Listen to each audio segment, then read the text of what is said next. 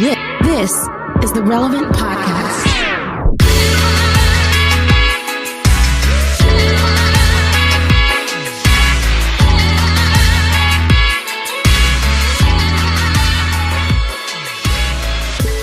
It's Tuesday, October 6th, 2020, and it's the Relevant Podcast. Here in Orlando, I'm your host, Cameron Strang, and joining me from Loverland, Virginia, it's Jesse Carey. Hello, hello. From Austin, Texas, author, podcaster, Jamie Ivey.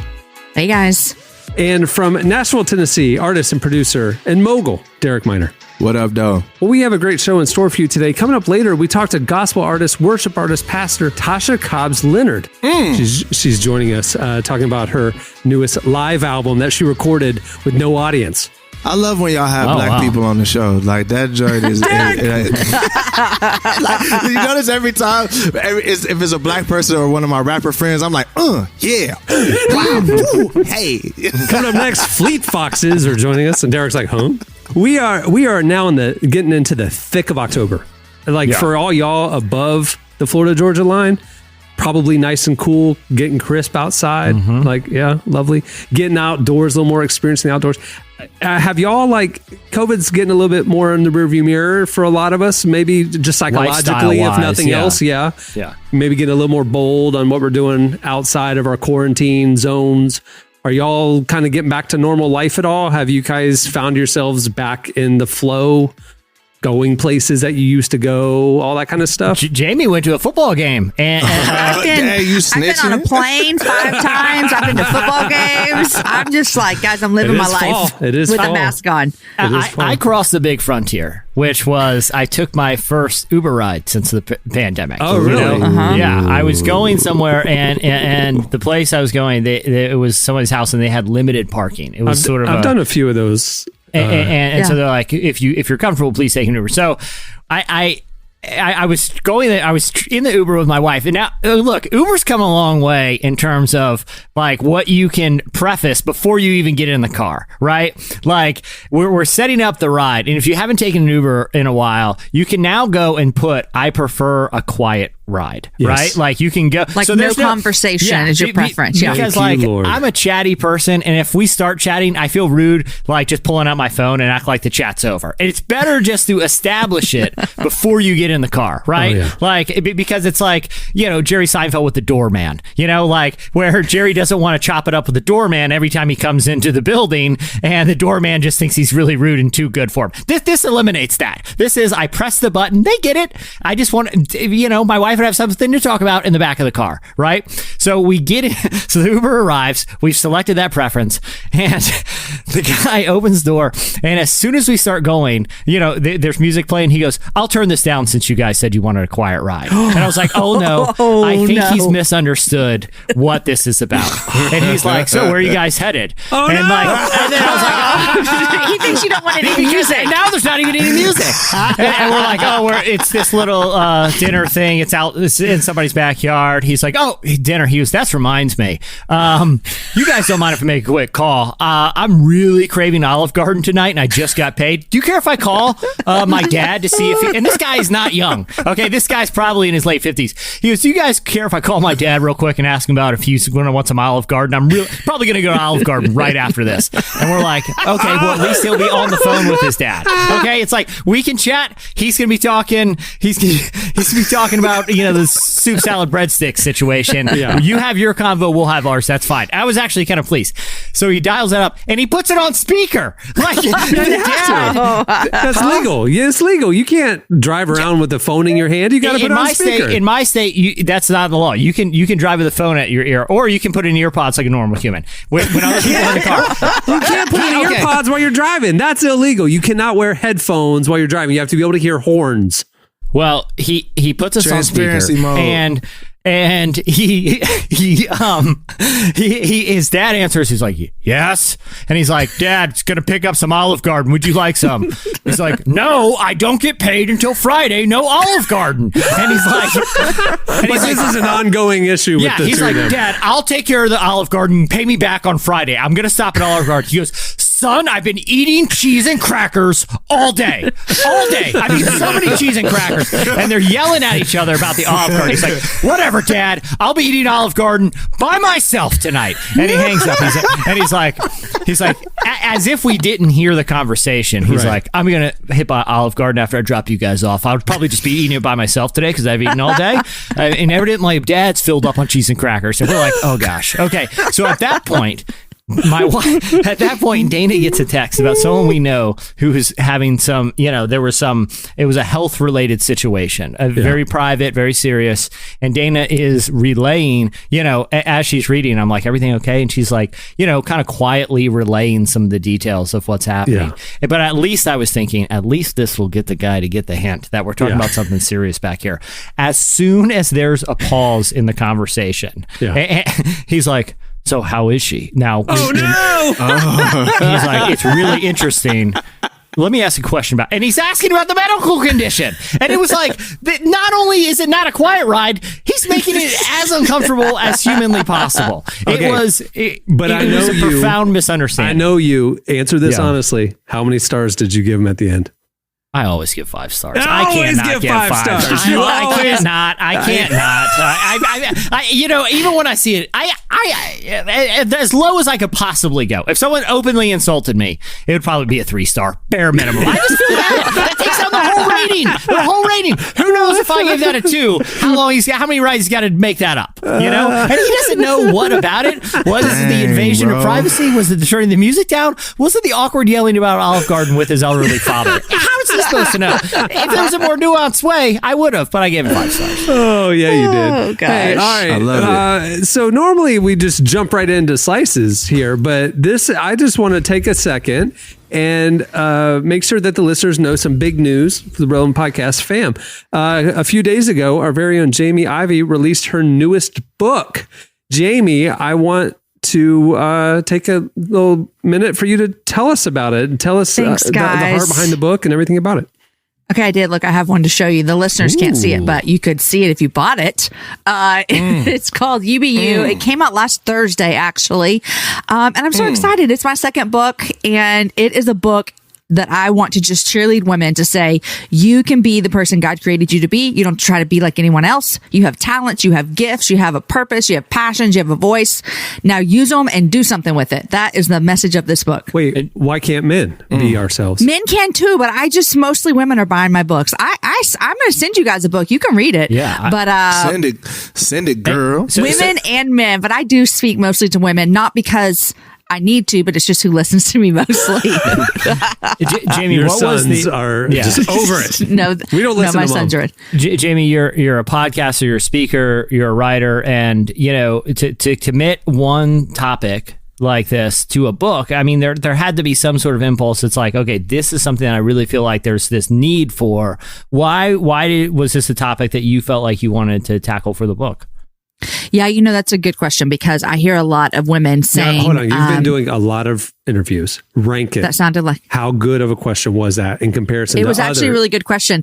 But do you know what I hate when I give it... Do you know what I hate when I do interviews? I hate when someone actually says 5 stars. I actually hate when people respond with how I just responded. I don't like when people are like, oh, that's a good question. Because really what that means is you're using your brain to think about how you're going to answer it. I need a beat. Yeah. I need a second. No, but I started to see a lot of women not believing that they were good enough because, social media plays a lot into this. Like we talked about last week, like this culture of Christian celebrities. And so they would start to think, man, I don't know that I'm even doing anything that makes a difference in the world because she has, 100 million followers and she's writing books and she's doing this, or even in your own communities, like everyone knows who that mom is. And I just believe that women are believing a lie that says they can't do anything because their life doesn't look like hers. And so I think every single person, if you're a follower of Jesus, you bring something to the table. And I just want women to show up and do something. Like you have something to say and do, so let's do it. Now, I know how publishing works. So you wrote this book before COVID, didn't you? I turned it in last October, the first draft. Last October. So how different do you feel the message will be heard in the world today than the world that you wrote it in? Like, is it... I don't think it's any different. Okay. I think that this is a message that could have come out after like Genesis 4 when people were believing lies about themselves. You know, like this is what we've been dealing with our whole lives. And so I think that the message stands today, tomorrow, forever until Jesus comes back. It may even be more apropos now because people have been quarantined. They're living their life on social media, comparison culture. Yep. And some people's lives have really been hard this year and they aren't thriving the way that some of their friends are and stuff. And some people's lives have like thrived in this. I mean, they have like, you know, it's been really good for them. So they're going to football games. They're wearing floppy hats. They're just doing all the things. Doing all the things. They're just Ubering around. Just, You be you. It's out now, everybody. Go check it out. Get it. Wherever you get your books. Absolutely. Stay tuned. Up next, Slices. What can I say? I'm surviving. Crawling out these sheets to see another day. What can I say? I'm surviving. And I'm gonna be fine. I'm gonna be fine. I think I'll be fine. Ooh, yeah. You're listening to Bastille. The song is Surviving. Ooh, I love Bastille. Do you really? Yes. So whenever I throw out like some indie bands that we like, I'm never sure like which ones you love, because I know you love like we've talked about Tame Impala. I know you definitely love a lot of the music that we cover, but then there's some artists that you look at me like, who?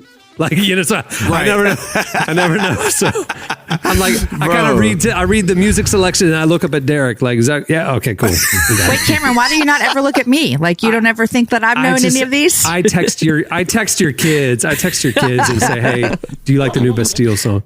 All right. Well, today's show is brought to you by UHSM. These days, finding affordable quality healthcare is more difficult than ever. So if you're looking to save up to 50% on your healthcare expenses, listen up. You don't have to wait around hoping healthcare will improve in the U.S. Instead, join millions of Christians who are choosing health share memberships like UHSM.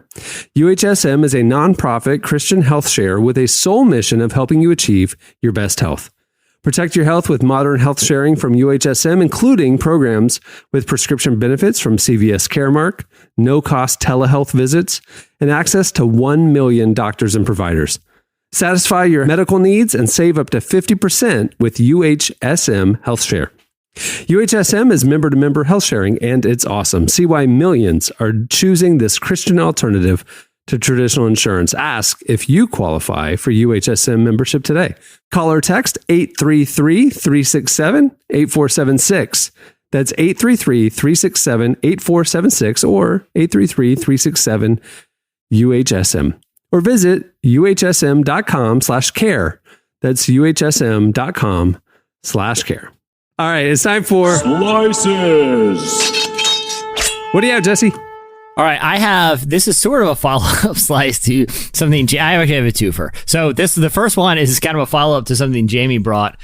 We talked about in a recent podcast about how foods that we routinely eat collectively on this side of the pond are often looked at as, you know, either gross or straight up illegal in other countries, like because of the ingredients within them. So when I saw this headline, I knew I had to bring it because, it's funny. I listened to an interview with Tom Brady on Dak Shepard's podcast a while ago, and he was talking about, Tom Brady now, he's like 43. He's still slinging it around the yard, in Tampa, and, but he's on this weird diet where, it's kind of like just fresh veggies and sunlight and gargling salt water or whatever, like he totally changes nutrition.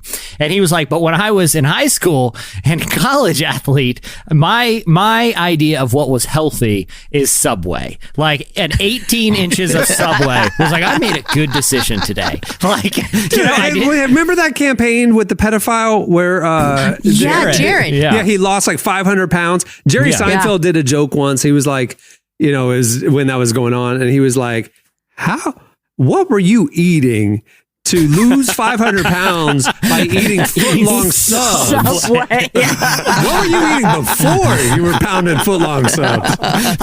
But even that, I mean, I'm not gonna lie. Like sometimes if it's like between Chick-fil-A and Subway, it's like, I want to feel better about myself. At least it's not like melted Chick-fil-A pickles. has grilled chicken salads and stuff, right? That's just for show. Everyone's going through there. Me, every day I get a grilled chicken salad, the spicy Southwest salad from Chick-fil-A. Well, when I go to Subway, it's like, like I said, I can get veggies on there. I'm getting all of it. It seems very well balanced to me. Yeah. Bread, meat, and veggies. You're eating an entire loaf of bread. But at least you have some veggies. I'm glad you. I want to add to that one. My basketball coach in 8th grade told me that pizza is the most nutritious thing you could eat. What? Because you have cheese, bread. So dumb. You can put vegetables on it. He literally, I kid you not, Mr. Potts told me this. Mr. Potts. Mr. Potts told me this. He said, how fat was Mr. Potts? Mr. Potts was skinny. That's the crazy part about it. I mean, Mr. Potts was a thin dude, but he says in his country, Santa Fe, Tennessee accent, he says, well, Derek, pizza is the most nutritious thing you could eat. You got your breads, you got your cheese, you put spinach on it if you want, you get your protein from pepperoni. I'm telling you, man, listen, it's the best thing you can eat. So I'm scarfing pizza before practice, and my side is hurting. I got all this bread in my stomach after I'm running. But I'm sorry. I'm sorry I hijacked it. No. I mean, look, the food pyramid that I learned when I was a kid, it was like the bottom, the biggest one was just bread. It was just look, make sure you get the bread.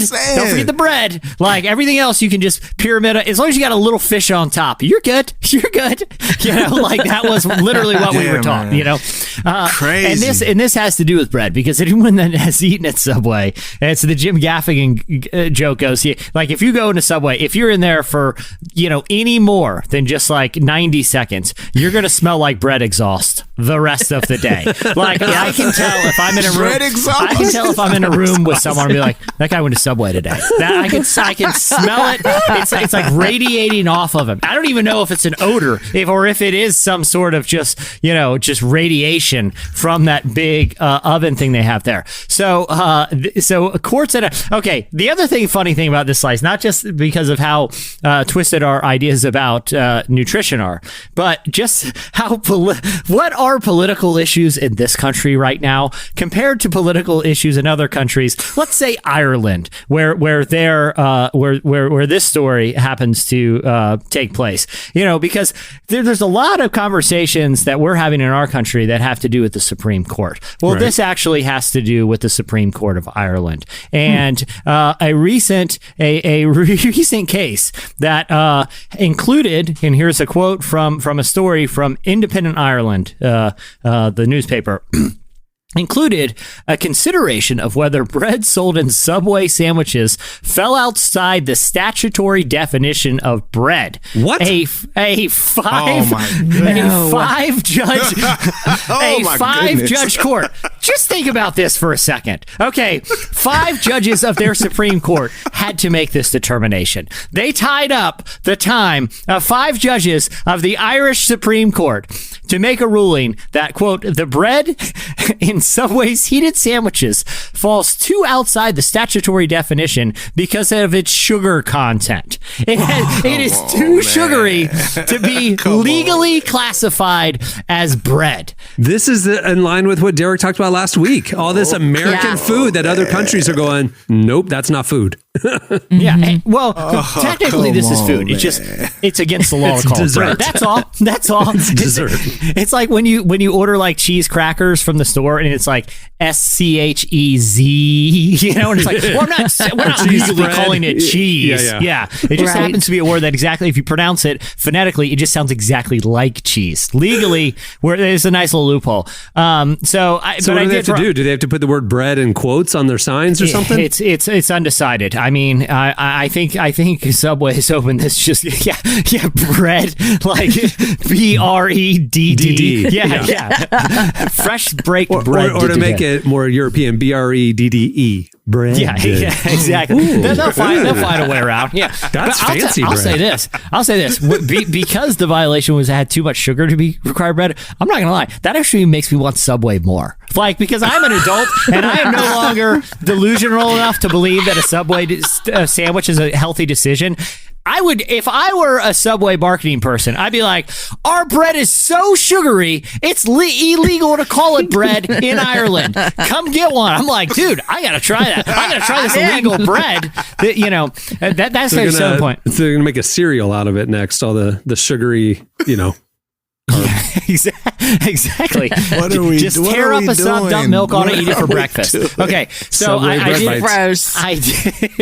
did promise a twofer, and you guys may have seen this. There was a video that was making the rounds recently of a neighborhood in Toronto where someone had filmed one of those Boston Dynamic robot dogs just strolling around the neighborhood. Yeah. People were getting freaked out because if you guys don't know, it looks like it's basically a robotic dog. I don't know if you guys watch Black Mirror. There's a really iconic episode called Metalhead where like this weaponized robot dog from the future is basically it's like a 45-minute horror movie, and but it basically plays on what happens if these things get out of control. So Boston Dynamics, when this video is making the rounds, had to issue a tweet because everyone was freaking out, and it said, one of our Spot robots was recently filmed while out on an evening stroll with its handler, who is one of our commercial customers. The customer was conducting routine mobility tests of the robot and kept it away from people as required by our terms of use. We are excited about the peaceful, productive, well-supervised uses of our robot dogs for commercial applications such as power generation, construction, and process manufacturing. Weird because they're using them in Singapore right now to stroll around parks to make sure people are social distancing. The same dog is being used in parks right now in Singapore to walk up to people that it can sense if there's a group of a couple hanging out in a park, and it will walk up to them and with an automated voice tell them that they need to maintain physical distancing. And this is actually the government actually put these into the parks. So even though the company says it's against our terms of use to do things like this, they're already being purchased by governments to do things like this. It's a weird story, but also interesting. And of course, because these are being commercially available, I went and looked how much they would cost. And did anyone guess the price of how much one of these would cost you if you just want to pay for it? Well, a robot dog, $20,000. It's more. It's quite a bit more. It's let's say you took 200. Let's say you took what's the tax bill for like an average billionaire and times it by $750. $75,000. So you just take the tax bill and pay it 100 times, and it's $75,000 is how much one of these bad boys will cost. But like you said, they're already being used in a way that is against their terms of use. I don't really care. It doesn't bother me at all. I actually think they're kind of cool. But I did think it's funny that hey, we're telling you not to use it like this, and governments are buying them to use it exactly in the opposite way that we're. Yeah, that's what's going to happen with technology. It's just if I was an artificial intelligence that was built to protect humanity, and I watched the debate, I'm taking over the world.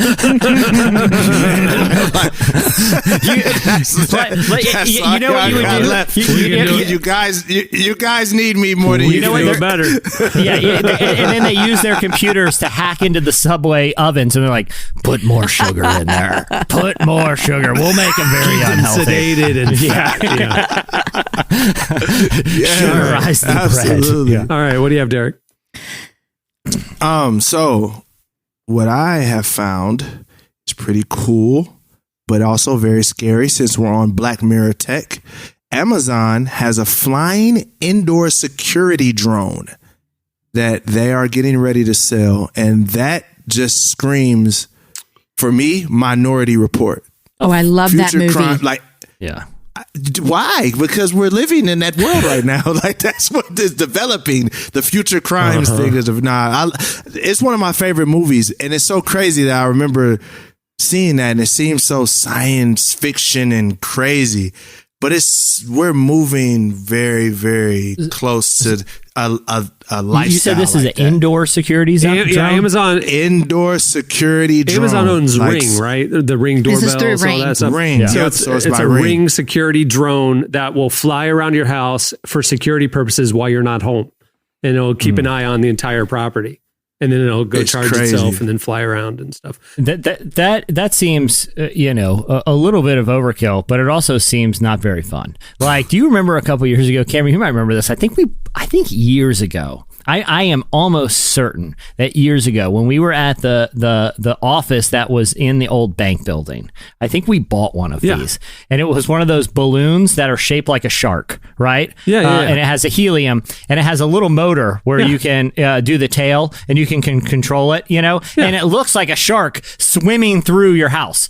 It would be way more fun if you just put a couple of those bad boys out. Blimp sharks. They're whimsical, they're hilarious, and it's not as terrifying as having a drone. Like if I'm a burglar, right, and I'm at the house peeping in, and a big blimp shark comes scooting by, I'm getting a good laugh and be like, okay, I'm out of here. I'm not messing. That seems like Kevin. That seems like Home Alone level right there. Like I'd be more afraid to break into the house that I feel like a child has booby trapped with drone sharks or blimp sharks than I would with some weirdo with an indoor Amazon drone. I would be like, no, there's a kid waiting behind that doggy door with a BB gun, and they're gonna smack my face with an iron hiding in the ceiling. My only thing is like people already are skeptical of cameras getting hacked. People a lot of times will put like electrical tape over their camera on their laptop and things like that.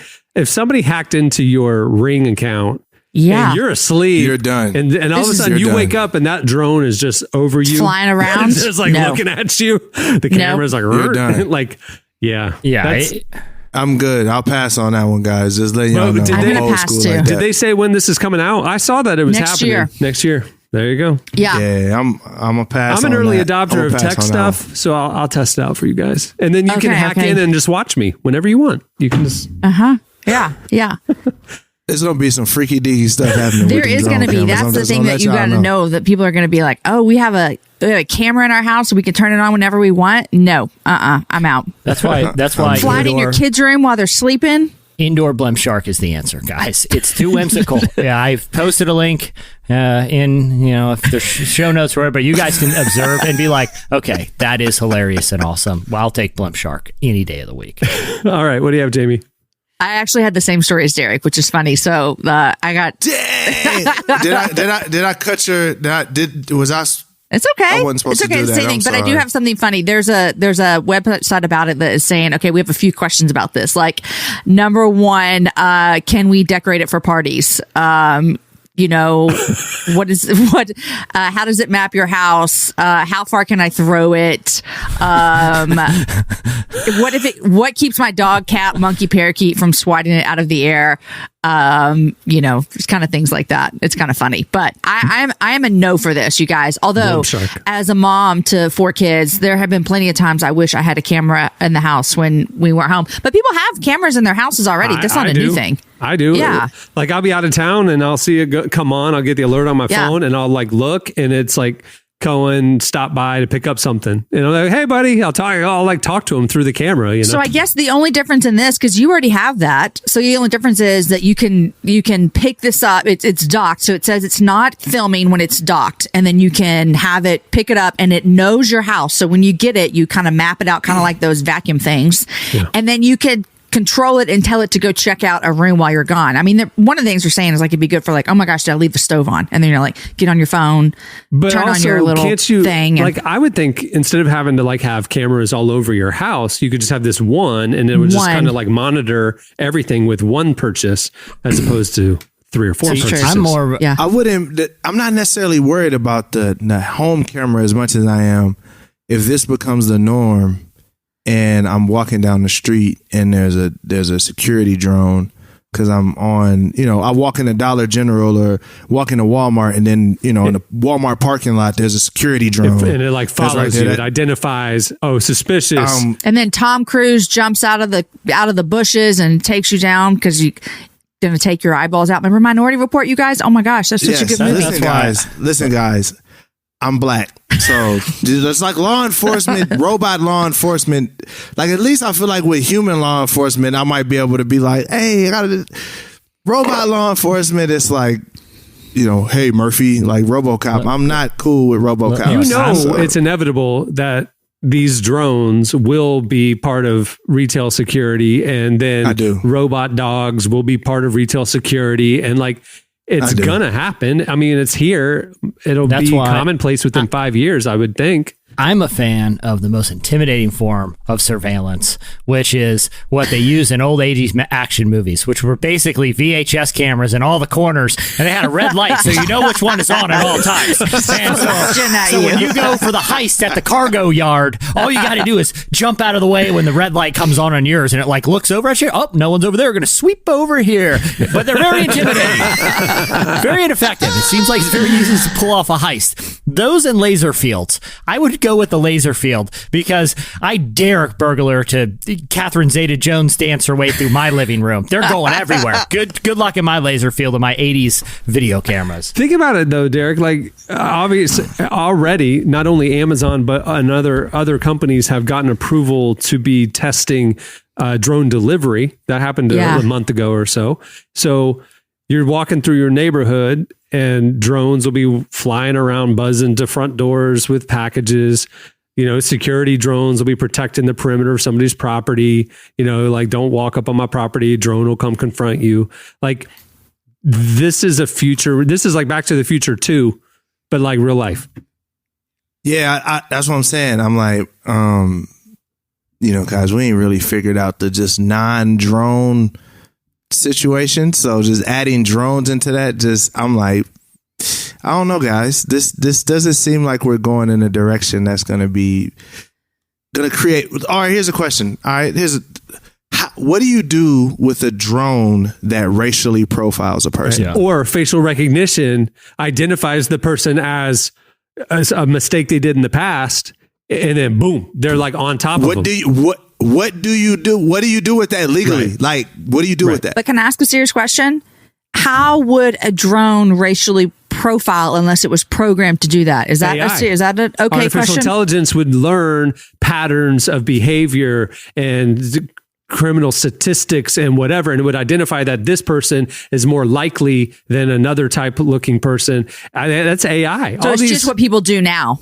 So there's there's a study that talks about it's not even just at the AI level, it's at the person programming the AI. That's There's what a bias. Right. The person that's programming the AI, their biases will be in the AI. You see but then what I the mean? AI will take them further than they were even programmed. Exactly. Yeah. They'll grow in those biases. You already see that, and it's been exposed through some recent reporting in like algorithms used by like the mortgage industry to establish like mortgage rates in certain neighborhoods that, and so it effectively, it's segregation via algorithm because the initial programmers determined that certain areas of town in their assessment were higher risk for lending. But what it in effect did, it took out it made a discriminatory algorithm that targeted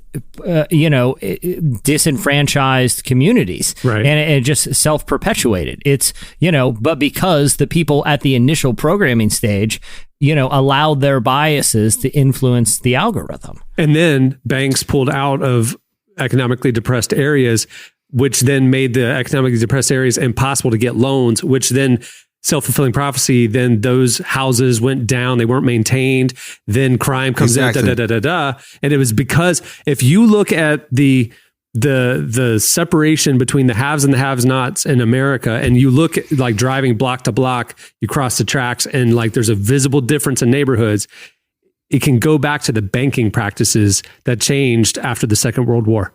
The lending practices. Didn't Jamar Tisby write about this? Color of Compromise. Is that Jamar Tisby? And this was his whole thing that he wrote about in the book about that. Yeah. It's about banking bias. The redlining, and the effects of redlining and the effects of Jim Crow. Just like, okay, I like to use this example every time I talk about race relations. It's the idea of this. If we believe that what happened 2,000 years ago with Christ can change literally today, then the idea of redlining that happened back in the early 1900s can change what's happening today. So if you point a straight line slightly off its course in any general direction, the more time that it goes in that direction, the bigger the gap between the original intent and the line that's going. So my thing is with the AI, the person creating the AI, if that person has if there's no black people helping program the AI and we're left out of that conversation, then the most well-intended straight line going in the wrong direction 50 years from now is way a disaster. Look at the lack of diversity in the tech industry. I mean, both gender and racial diversity is a huge issue in Silicon Valley. All right. Absolutely. Well, that'll do it for Slices. Stay tuned. Up next, Tasha Cobbs Leonard joins us.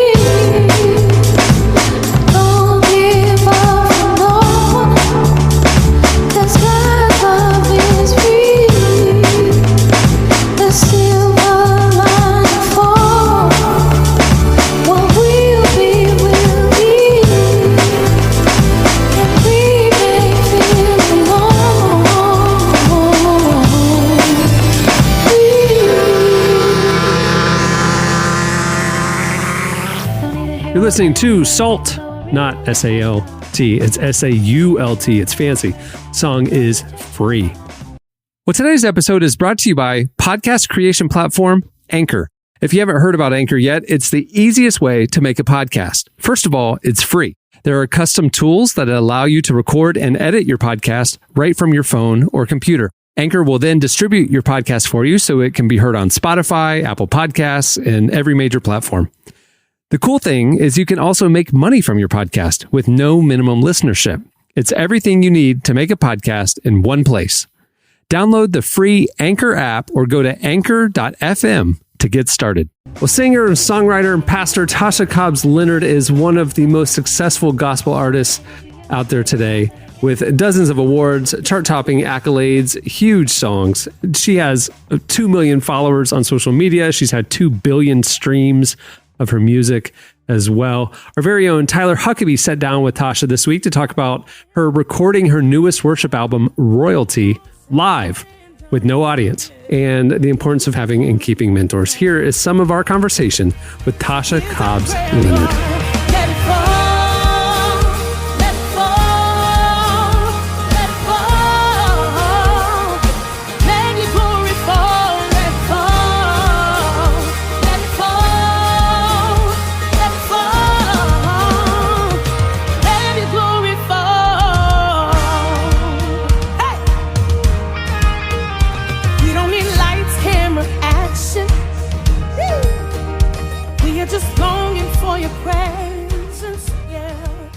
My father was a pastor. He started pastoring when I was 10 years old. And he started to groom me and cultivate the communicator in me. So I was actually groomed to be a preacher, teacher. You hear a lot of that even in my worship. A lot of people say it's like you prophesy, teach, and lead worship all at the same time. And I believe you hear that foundation of teaching and preaching. So for years, I didn't really start leading worship until I was about 15, which is, I'm considered a late bloomer. And it just happened by happenstance. We had a choir. I grew up in a small town. We had a choir, and I was like the instructor over the choir. I didn't lead any songs. And there was a song by Kirk Franklin called Now Behold the Lamb. And we were singing that song at a concert, and the guy who leads the song got in a minor car accident. And so everybody started looking at me saying, Tasha, you got to lead the song. And I was like, I don't sing in front of people. What are y'all talking about? And so that night, I ended up singing the song with my eyes closed the entire time. My parents were in the room. And when I opened my eyes, they were crying. People were in the floor in worship. And so I'm looking at my parents like, okay, there's something special here. My dad is looking back at me like, woo. So after that, we really started to cultivate that gift of leading worship in me. But I was a late bloomer. She was about 15 years old.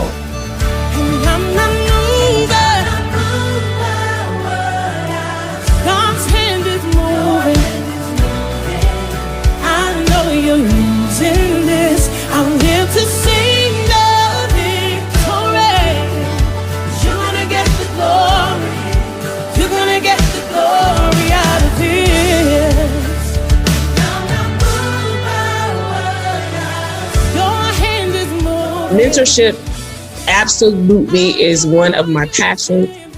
It's extremely important. There are so many examples of mentors in the Bible. You know, when you think of Elijah and Elisha, you think of Ruth and Naomi, you know, so many examples of mentorship. And probably about 10 years ago, just like going and starting in leadership in different places, different conferences, and people would come to me often saying, "Hey, I want you to be my mentor. I want you to be my mentor." Of course, during the time I was thinking, I don't know enough to tell you anything, you know, and then my mindset about it was, you know, I always felt that mentors were some people that you can touch, got to be tangible, have to be in your face all the time. And I later found out, you know, no, that's not really the case. The Bible says to study to show yourself approved. And that's not just books or scripture. I study people, you know. So T.C. Winans has been one of my mentors for years before I ever met her. I was watching how she navigated in worship. You know, I was watching how she helped her husband lead their church and still was, you know, this icon that we love. And so I believe Holy Spirit just kind of showed me people don't really have to be able to touch you. You know, you just have to make yourself available and put the information out there. And praise God for social media, you know, the internet. I'm able to put information out to people I may not ever see. So there are people around the world who literally call me their mentor. I may not have ever looked them in their face, but I can constantly shoot out information to them. To this day, you know, a lot of my mentees share with me how my testimony, my transparency, you know, has helped them in ministry.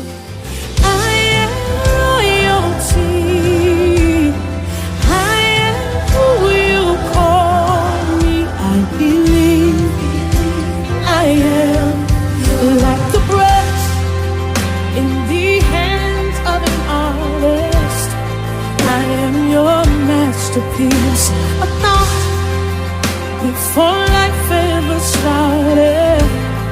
You took your time on me. I'm royalty. My Father is King. This is my favorite album. I love all of my albums, but there is something very special about this one. It was a sacrifice of worship and praise for my husband. We went through some things leading up to this that were very challenging for me. And so I believe I had to minister to myself as well as all of the other people that I was thinking about too. And so you hear that in this record. There's a song called In Spite of Me. Just really, it has like this pop feel to it, old school R&B vibe almost, but still a worshipful song. And it's the first time that I played guitar as well on a project. So I played on that song In Spite of Me, but it's just one of my favorites. It speaks about me personally. The song was written by this guy. His name is Dante Bowe. I was done with the album and I was standing here, I was talking to my husband and I said, I feel like we need one more song that has like this pop vibe. And I immediately text Dante. About an hour later, he sent me this song. And I was like, this is what I've been waiting for. And so that song, because of all those different little nuances of the guitar, the different styles, it's something fresh for me. But it still has that worship feel. It's one of my favorites. You still love me. In spite of me, you still chose me. How can it be? Every scar, every flaw, you see it all, you see it all. You still love me, you still love me. In spite of me, hey, you still chose me. one of the things I'll never forget is we did it for an audience of one. There was literally no one in the room. It's a 2,700 seater theater. And I decided, I really felt like, this is something we needed to document. I want my children, when they look back 10, 12 years from now, I want them to be able to say, wow, my parents, they weren't silent in the pandemic, that the church was still very, very relevant. I want them to see the empty pews. So I told them, even as we were preparing for creative and production, one of the first things that I said was, I want you guys to get shots where they see the empty pews. And everybody was like, what? Oh my God.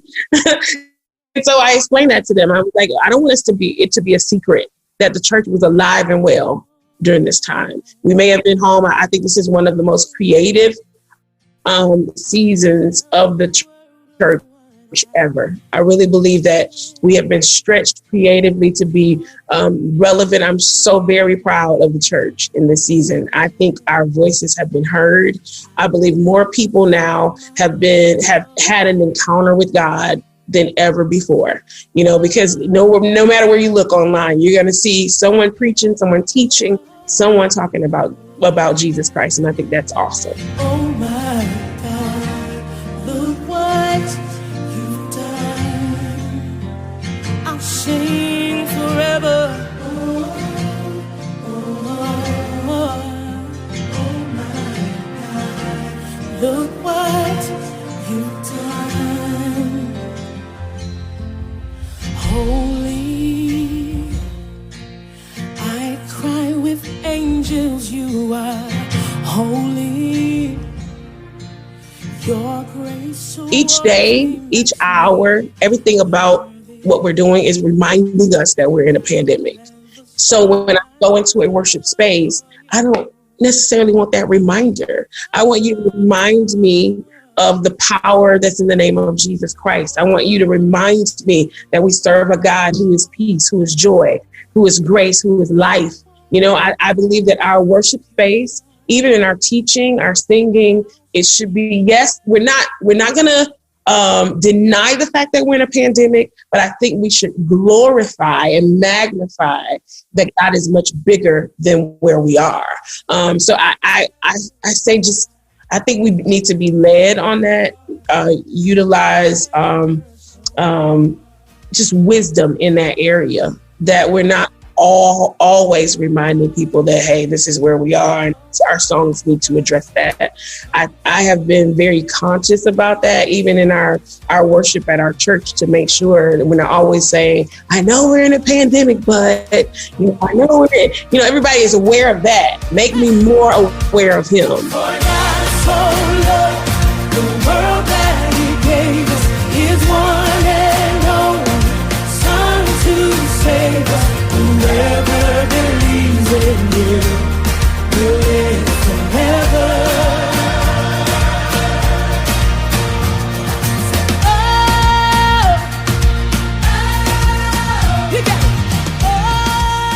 That was Tasha Cobbs Leonard. Make sure to check out her new worship album, Royalty, wherever you listen to music. While we in the club like it's the weekend, Tuesday night and we already freaking, pelvic thrusting like you got a reason, but it's only Tuesday. And while we acting like work ain't in the morning, in your meetings fast asleep and yawning, waiting for tonight to let it all go, but it's only Tuesday. Cause you got friends, I got friends, we got friends. Valet, please don't scratch the bins. You have been, we have been. Let's find a place to spend. You're listening to Duckworth. Song is Weekend with a question mark. Okay, it's time for your feedback. Last week on the Tuesday show, we asked you, we played that Jesse for a Slice brought that Leroy Jenkins clip from the early days of internet virality, and how some of those old classics, stand the test of time. And so for this week's question of the week, we asked you to send us your favorite all-time viral internet videos. It moves so fast that there are some classics that we just have forgotten about, and they only happened a couple of years ago. So you guys hit us up on Twitter at Relevant Podcast. You also posted on the episode post on the Relevant Magazine Instagram page. Here are a few of our favorite clips. Okay, so Joshua Barham. This is one I'm surprised. I consider myself, an expert on time-wasting viral videos. But this one, it was sent to us by Josh Barham. Just simply said, "The best," and the title is "Old Man Can't Say Buttery Flaky Crust." I'm in. I'm laughing at the title. I remember this one. They were shooting a commercial for a restaurant, an old man and an old woman, and they were supposed to do like customer testimonies, like how great this restaurant was. Hit it, Clark. The line is baked in a buttery, flaky crust. Baked on a buttery crust. Buttery.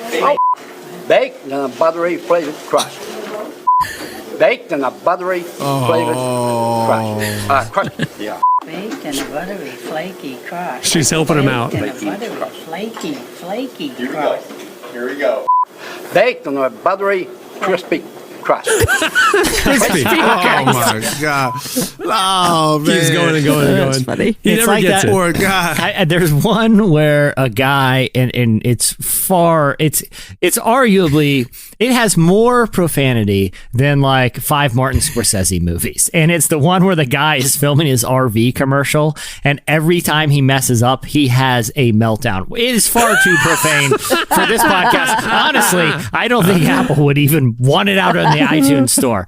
But if you can find it and you don't mind just hearing someone unleash a tirade of profanities every time he makes the most minor mistake, and watching a human RV salesman just melt down. It's like that Christian Bale clip when he was shooting the movie. Exactly. That Christian Bale, that looks like a Pixar movie compared to this RV commercial. Yeesh. Okay, here's this one. I haven't actually seen this one, but Andrew sent in this one of George W. Bush. And I don't know if this has been revealed to you guys yet, but I just think George W. Bush is like one of the cutest old men I've ever seen in my entire life. And so I have a crush on him. What? Okay, so this is something about George W. Here we go. We must stop the terror. I call upon all nations to do everything they can to stop these terrorist killers. Thank you. Now watch this drive. He's on the golf course. Yeah, he's talking to reporters on the golf course. That's great. The terrorist killers. Now watch this drive. Profound lack of self-awareness. Yeah. That's great. That's him working on the golf course, working from the golf course. All right, I got the legendary one. My homegirl, Sweet Brown. You know what I mean? Best. On the apartment fire. So, Michael Leonard, thank you for bringing a good oldie but goodie.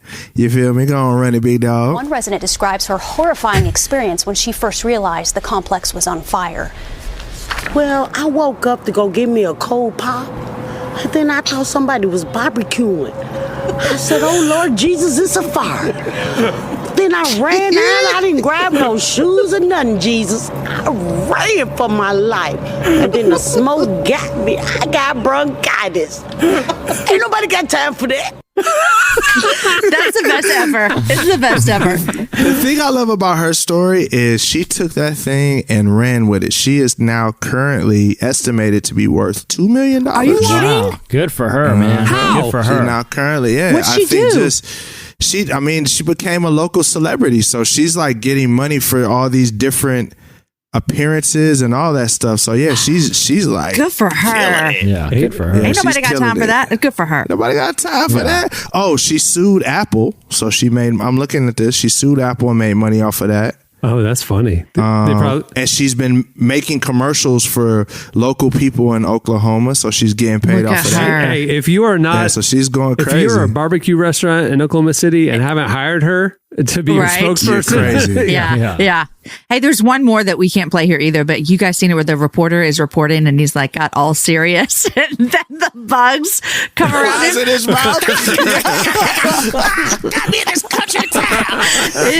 That never gets old. Yeah. My wife cries every time she watches that. Ray Guevara said how to play Oceans on the drums is his all-time great. That goes full of Neil Peart here. Yeah. In your embrace, for I am yours, and you are mine.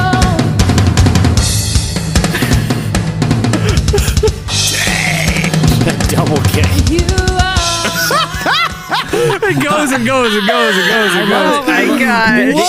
The electric drum sound. The electric drum sound is what really kind of takes it over the top for me, and I just appreciate that. Things haven't turned way up.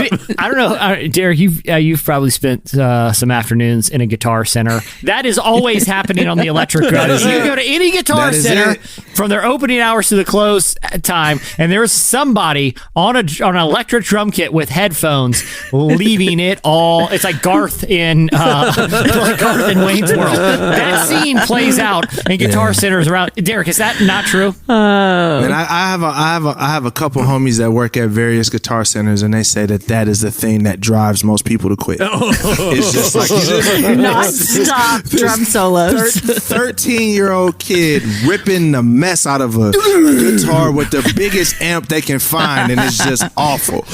Love it. It's just for day in and day out. Well, there's a lot more where that came from. Go check out the Relevant Podcast Instagram or Twitter feed for more. It's really funny stuff. Okay, it's time for this week's editorial question of the week. At the beginning of the show, Jesse was telling us that part of his new fall routine coming back to life, he's venturing out more. Yep. He's taking the Ubers, and he told us about his memorable ride. Got us thinking about memorable or awkward, uncomfortable Uber experiences. We want to know your most awkward Uber experience. We've all had it. We've all had that driver. We've all got Uber stories. So hit us up on Twitter at Relevant Podcast, or you can post on this episode page in the comments at the Relevant Magazine Instagram account. Many thanks to Tasha Cobbs Leonard for joining us. Check her out on Instagram at Tasha Cobbs Leonard if you want to be one of about 2 million people. Just killing it. She's going crazy. Also, while you're online, go check out the all-new relevantmagazine.com. We've got great new things happening there. You may notice that we're now debuting a new video series, Relevant News. You'll be hearing more about that as we move forward. But go check out the video content we're publishing at relevantmagazine.com now. We've got our new fall wellness series that's going on now. We have daily features, obviously news updates throughout the day. Go check out relevantmagazine.com. While you're there, you can also check out our September-October issue of Relevant for free. You can read it. Cover story is Maverick City Music. It's out now. relevantmagazine.com. On that note, we'll wrap things up. I'm Cameron Strang. I'm Jesse Carey. I'm Jamie Ivey. And I'm Derek Miner. We will see you on Friday. Have a great week, everyone.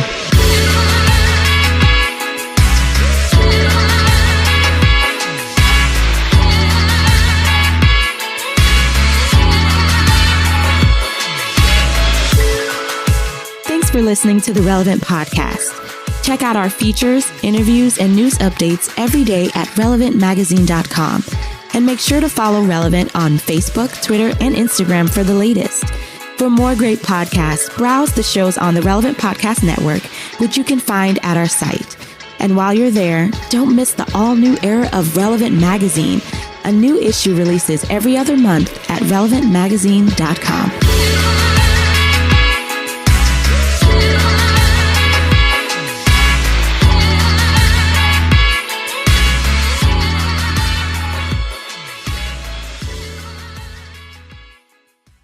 No, I don't get paid until Friday. No Olive Garden.